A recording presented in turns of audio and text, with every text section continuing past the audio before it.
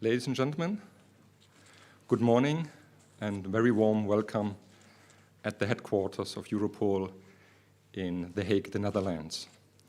I would welcome you for today's international press conference on Operation Trojan Shield, Operational Task Force Greenlight, and Operation Iron Sight, as it has been known in Australia, New Zealand, Europe, and the United States.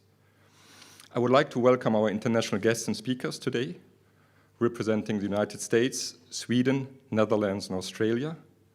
And I also would like to welcome the distinguished ladies and gentlemen from the media and everybody who is following us on the live stream. Special thank you to our friends at the Australian Federal Police and the Police of New Zealand, who already went out with their press conferences earlier today. And a very warm greeting to our friends at the FBI, the San Diego bubble, who will have a press conference later today at 9 a.m. Pacific Standard Time, which is 9 hours behind us. Before we start with the statements, I would like to introduce you to our international speakers, and I would ask them to come up on stage for a family picture, and then we can start with the statements, followed by a Q&A session. We will switch off the live stream before the Q&A session, also to value all those journalists who went the extra mile and came to our headquarters. And if you have interest in individual interviews afterwards, we can provide you with rooms where you have the opportunity to speak with the speakers. All right, without further ado, I would like to invite the speakers on stage now, starting with our host, Deputy Executive Director of Europol, Jean-Philippe Lecouffe. Then, representing the United States, Calvin Shivers, Assistant Director, Criminal Investigative Division of the FBI. Linda Staaf, Police Commissioner, Head of Intelligence of the Swedish Police. Jannine van der Berg, Chief Constable of the Netherlands Police Central Unit. Jennifer Hurst, Commander of the Australian Federal Police. And Matthew Donoghue, the Deputy Chief of Operations of the Drug Enforcement Administration.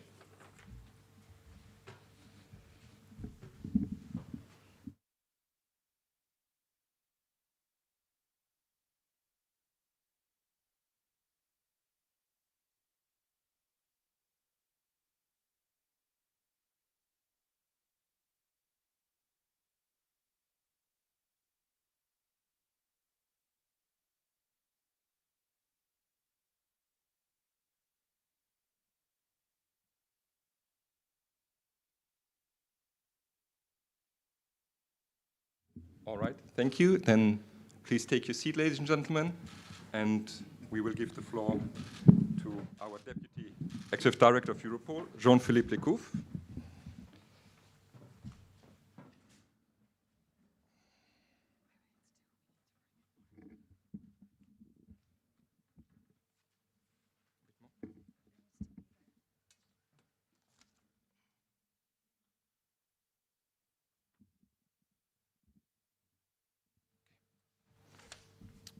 Deputy Director, the floor is yours. Thank you. Distinguished guests, dear colleagues from law enforcement community, ladies and gentlemen. As Deputy Executive Director for Operation of Europol, it is my privilege and my pleasure to welcome you here today to our press conference on the Operation Task Force Greenlight, Operation Trojan Shield. This law enforcement operation is exceptional by its global outcomes. It is an international law enforcement coalition of 16 countries under the lead of the United States Federal Bureau of Investigation, the Dutch National Police, the Swedish Police, in cooperation with the United States Drug Enforcement Agency and the support of Europol, the European Agency for Law Enforcement Cooperation. It is important to name all of our international law enforcement partners. Australia, Austria, Canada, Denmark, Estonia, Finland, Germany, Hungary, Lithuania, New Zealand, the Netherlands, Norway, Scotland, Sweden, the United Kingdom, and the United States of America. I want to thank them all for their cooperation and making this operation a great success. This strong international coalition proves that we need a global law enforcement network of trusted partners to successfully fight globally operating serious organized criminal networks. This international coalition, with the continuous support of Europol, carried out one of the largest and most sophisticated law enforcement operations to date in the fight against encrypted criminal activities. The operational task force Greenlight, Operation Trojan Shield, was a covert law enforcement operation focusing on globally operating criminal networks' needs for encrypted communications. In 2018, the FBI strategically developed a new encrypted communication platform named ANOM. I must recall that in 2020, the EncroChat platform was taken down by a joint investigation team from France, the Netherlands, and with the support of Europol. In March this year, 2021, the SkyECC network was taken down by the joint investigation team from Belgium, France, and the Netherlands, again with the support of Europol. After this significant takedown, globally criminal operating networks were looking for an alternative. This is where the encrypted platform ANOM, under the control of the FBI, was in situation to fill the communication void after this big encrypted communication platform has been taken down. I will let my FBI colleague to develop on the details, but the figures are impressive. More than 12,000 encrypted devices used by more than 300 criminal syndicates operating in more than 100 countries. More than 27 million messages obtained and reviewed over 18 months. These information lead over the last week hundreds of law enforcement operations on a global scale, from New Zealand and Australia to Europe and the USA, with impressive results. More than 800 arrests, more than 700 locations searched, more than 8 tons of cocaine, and more. Ladies and gentlemen, what are the lessons learned from this operation? First, in our digital world, criminals widely use for illicit purpose all digital tools, especially encryption technology, to protect their communication from law enforcement surveillance online and offline. As described in Europol's recent flagship report, the Serious and Organized Crime Threat Assessment, the SOCTA 2021, several providers had offered secure communication services relying on modified mobile devices, directly and intentionally tailored for criminal needs. The recent investigation, a real breakthrough in this type of communication platforms, have allowed law enforcement authorities in the EU and globally to highlight the scale and the global footprint of criminal networks activities. An unprecedented amount of information and messages have been gathered in the free operation EncroChat SkyECC and now OTF Greenlight Operation Trojan Shield, which will give an international law enforcement community exceptional insight into the criminal landscape and will provide spin-off investigations. Second, it also shows that criminal networks in the 21st century are more fluid and flexible than previously thought. This is why we need to establish a top-down approach, not investigating only one network, but rather exploit the technical infrastructure as the international coalition did in this operation. We need a top-down approach, and Europol is pioneering innovative concepts such as high-value target approach. By analyzing the role of those involved in organized crime, we can identify critical functions and individuals that constitute high-value targets.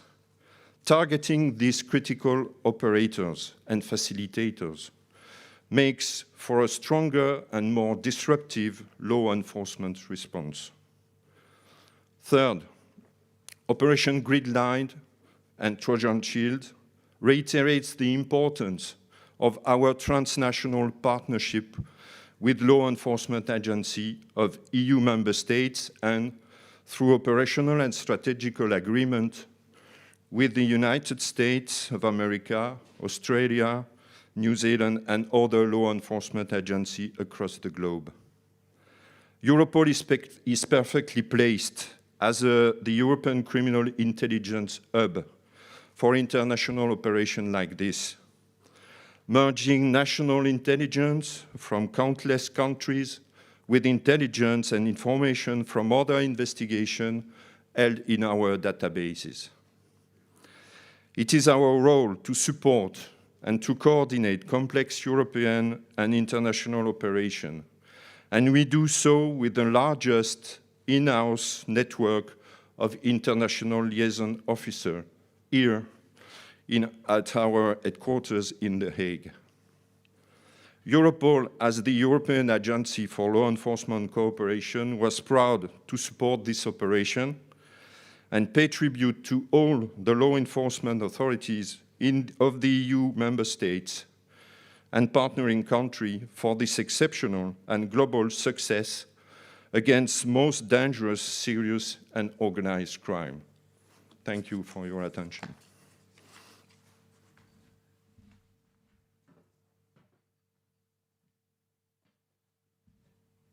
Thank you very much, Deputy Executive Director of Europol, Jean-Philippe Lecouffe.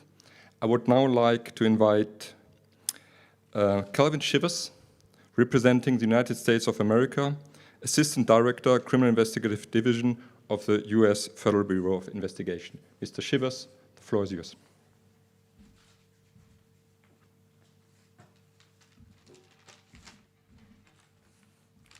Thank you. Good morning, and thank you for being here. Combating transnational organized crime is a top priority for the Federal Bureau of Investigation and our international law enforcement partners. Criminals and criminal organizations often use encrypted platforms to shield their illicit activity from law enforcement.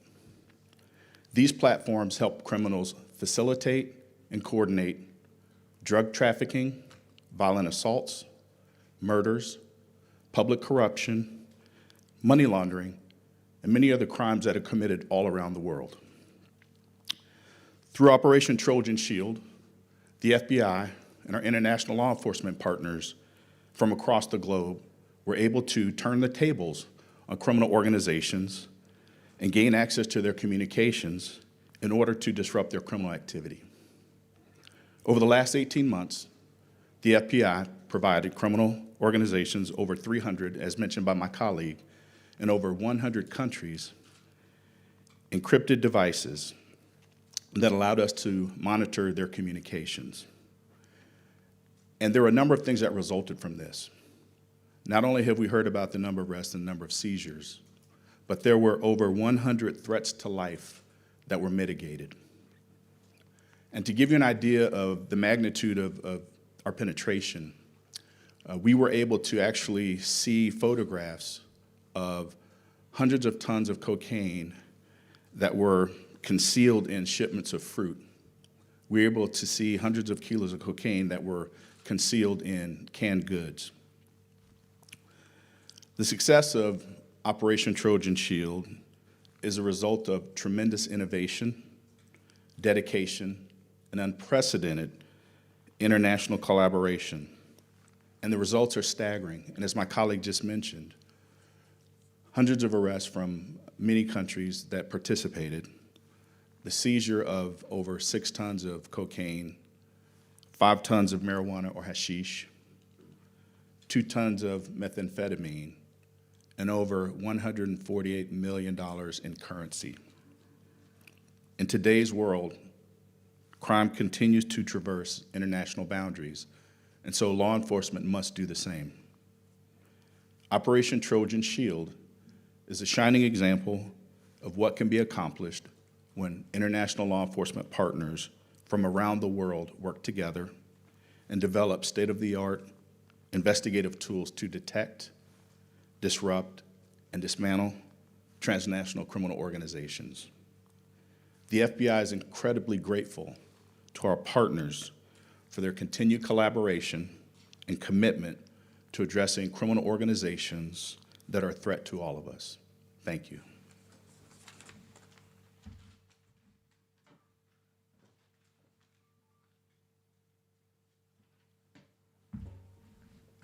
Ladies and gentlemen, now our next speaker is Police Commissioner Linda Staaf, Head of Intelligence of the Swedish Police. The floor is yours.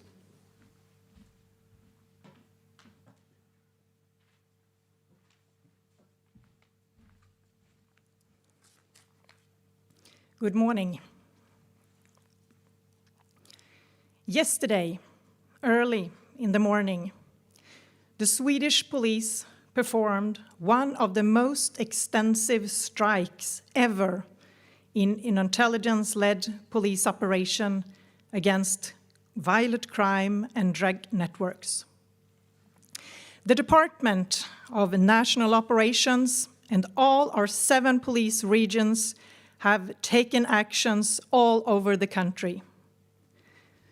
70 suspects were arrested, many of them persons with essential roles and heavy influence on the drug market. Those who instigate murders and violence by shootings and explosions right in the middle of the Swedish society. Their actions contribute to insecurity and expose innocent citizens to life-threatening risks. In connection to the arrests yesterday, we conducted more than 100 house searches and seized drugs, weapons, cars, cash, jewelry, computers, and cell phones. Another 5 Swedish criminal actors were arrested in Swedish investigations in Spain yesterday by Politie Nacional. These suspects reside in Spain as they thought they would be more safe there. However, international police cooperation shows that criminal actors are not safe anywhere.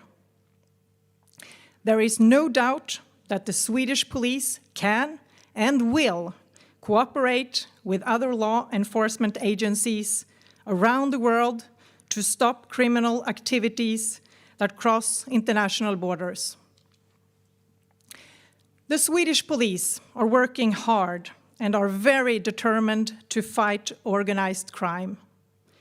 We were one of the first international partners to join FBI's Operation Trojan Shield in September last year. For 9 months, we have been receiving intelligence to build criminal cases, and we have also had information that has helped us to prevent more than 10 planned murders within Sweden. In addition to the arrests yesterday, we have arrested another 80 suspects during this operation, which makes a total of 155 arrests so far. And there are more arrests expected, both in Sweden and by cooperation with other states. How these types of criminal networks arise or how they are combined might change between the states. But one thing is certain, though. These individuals commit terrible crimes against other people and profit on other people's weaknesses. The takedown of EncroChat was, from the Swedish point of view, a game changer in combating serious violent crime. Thanks to information from that server, we could arrest many of those who instigate murders, and for the first time in many years, we have seen a decrease in shootings and explosions in Sweden. After EncroChat followed information from Sky, which is still very much an ongoing work. And now we've acted on information from ANOM. When the FBI proposed that Sweden, together with the Netherlands, should initiate and lead the operational task force Greenlight at Europol, we did not hesitate. The criminality spreads across borders, and international police cooperation is crucial to combat serious crime. We highly appreciate this type of cooperation between law enforcement agencies. And finally, I would like to say thank you, not only to the FBI and Europol, but also to all my colleagues at the Swedish police who have been working very hard with this operation, always so determined to fight crime. We will never give up. Thank you.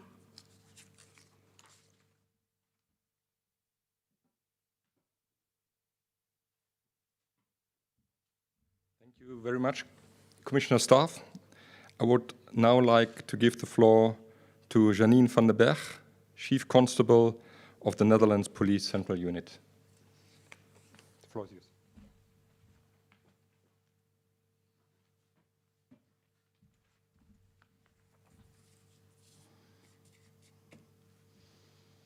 Ladies and gentlemen, together we've done it again.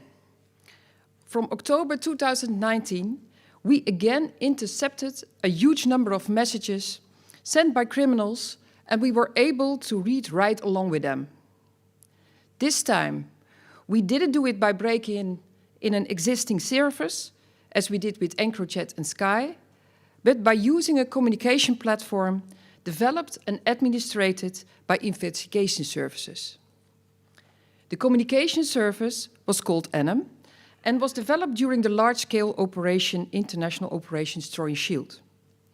The Australian police and the FBI took the lead in this development of the crypto communication service, and we applaud the efforts they put in. Up to the present moment, thousands of criminal users wrongly believe themselves to be unobserved in their communication via this service. Eventually, hundreds of criminal organizations were using this platform. It has a good reputation among criminals. They mutually promoted it as the platform you should use for its absolute reliability. But nothing was further from the truth.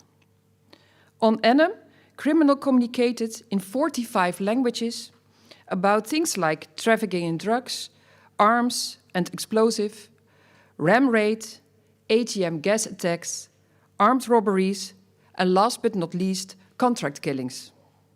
Most of the messages were in Dutch, German, and Swedish.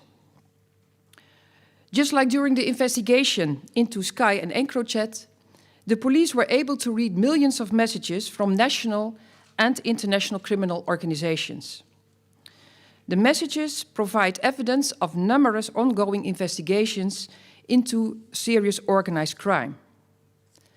Over the past few weeks, actions took place in several countries based on information from the intercepted messages. By now, the police in the Netherlands has arrested 49 suspects and dismantled 25 drugs locations regarding production, storage and tableting locations. The police also seized large quantities of drugs, 8 firearms and 2.3 million euros. In a series of police actions yesterday, various arrests were made throughout the country and various houses were searched. In the Netherlands, the police of the Netherlands, and especially the central units of the Netherlands, played a key role in this investigation on crypto platforms in the last few years. Of course, the investigation was conducted under the authority of the National Public Prosecutor's Office, and the police of the Netherlands continuously plays an important role in this type of international operations. We also play a major role in such operations because of our experience with similar investigations and our high-level digital intelligence and tactical experts. For this large-scale operation, we developed innovative technical tools that enabled us to analyze and interpret millions of messages. We made these tools available to Europol so that this service could be analyzed the data. Europol made these results available to other countries. Our own focus for the police of the Netherlands in this investigation was on the identification of criminal users, with the aid of specialized software we developed ourselves, which increasingly improves our insights into the world of international serious organized crime. We detect more and more connections and are obtaining an even clearer view of criminal networks. The million of intercepted messages helped enhance the wealth of information the police gathered during the investigation into the EncroChat and Sky services. The evidence in numerous ongoing investigations in the field of undermining crime is mounting and getting stronger and stronger. The information in the message also helped us prevent serious crimes. In addition, the message contains a host of information about serious crimes that the police was not yet aware of. The Trojan Shield operation deals an unprecedented blow to criminal networks. And this is worldwide. The police are constantly working on new, innovative ways to track down and stay ahead of criminals. This can only be successful if we work together, nationally, of course, but also internationally. And that's exactly what we are doing. And after these actions, law enforcement will continue unabatedly to track down, dismantle, and prosecute criminal organizations. Thank you.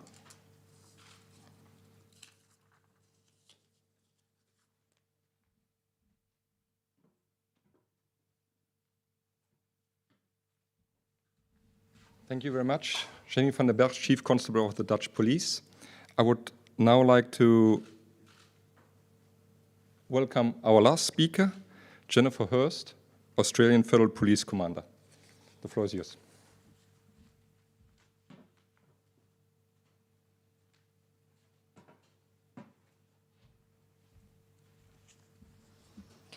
Good morning, everyone, on what is an incredibly proud day for law enforcement. This is a watershed moment in global law enforcement history and a testament to what can be achieved through collaboration and trusted international partnerships. AFP's Operation Ironside, which has been running parallel to US Operation Trojan Shield and Europol Operational Task Force Greenlight, is a long-term covert investigation into transnational organised crime that began through the trusted and established partnerships that exist between the AFP, the FBI and Europol. While the long-standing relationship between the AFP and FBI sparked this innovative idea to target organised crime, we are indebted to Europol for running and supporting the operational task force, which included 16 countries and many men and women who have worked tirelessly on this truly global effort. Almost 3 years ago, the AFP developed and deployed cutting-edge capability that allowed law enforcement to access, decrypt, read and unscramble messages that were sent on an encrypted platform that was covertly run by the FBI. Since that time, the AFP and FBI have been monitoring criminals' encrypted communications over the dedicated encrypted communications platform known as Anon. This platform enabled police in near real time to access messages sent between criminal networks on a platform that they believed was completely secure. The messages were uncensored and have provided a window into high-level offending committed by serious organised crime networks. As well as arrests and the confiscation of assets, the captured data has given the AFP evidence and unique insights into how organised crime works in Australia and internationally, how they move drugs, money, guns, and organise murders. In days of action between the 7th and the 8th of June, more than 4,000 AFP and state and territory police were involved in executing 525 search warrants in every mainland state in Australia. As of the 8th of June, the AFP has charged 224 offenders, 526 charges have been laid, approximately 3.7 tonnes of drugs have been seized, along with approximately 4.5 million in cash, and prevented 21 people from being killed. 104 weapons have been removed from our streets and lives have been saved. This operation puts Australia at the forefront in the fight against dangerous, organised drug syndicate whose greed corrodes our communities and funds other crimes. This law enforcement action will fracture and place these organised crime groups under significant pressure. The AFP has years' worth of evidence from the platform and will continue to build briefs of evidence to charge those accused of trafficking and distributing drugs to Australia, both domestically and internationally.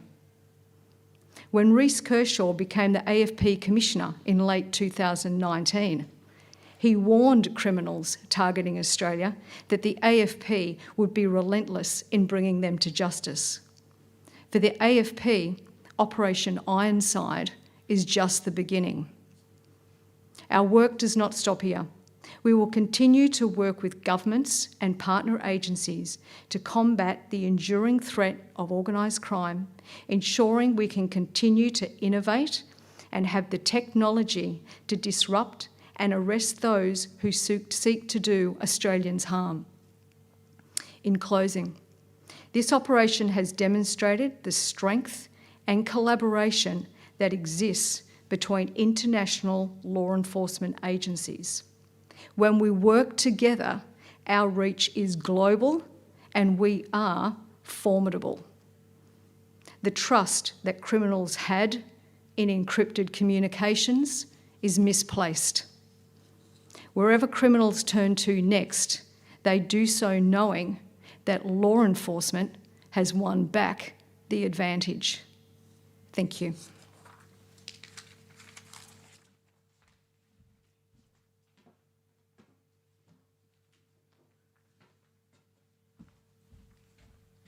Thank you very much, Commander Jennifer Hurst, Australian Federal Police. We're coming to an end of the statements session. I would like to inform the journalists that the press release of Europol is printed out. We have lots of copies next 1 o'clock from here on the table. We will now move into the Q&A session. Because of COVID-19 restrictions, we can't have all speakers on the stage without a face mask at the same time. So if there are questions for one speaker, I would like you to ask to cluster all questions. The speaker will come up on stage and try to answer as many of your questions. As said before, if there's an interest for bilateral interviews afterwards, it's not for Europol to decide. Our international guests will see if they have time to follow your inquiries. I would now ask our audiovisual support to switch off the live stream to give a little bit of an advantage to the journalists who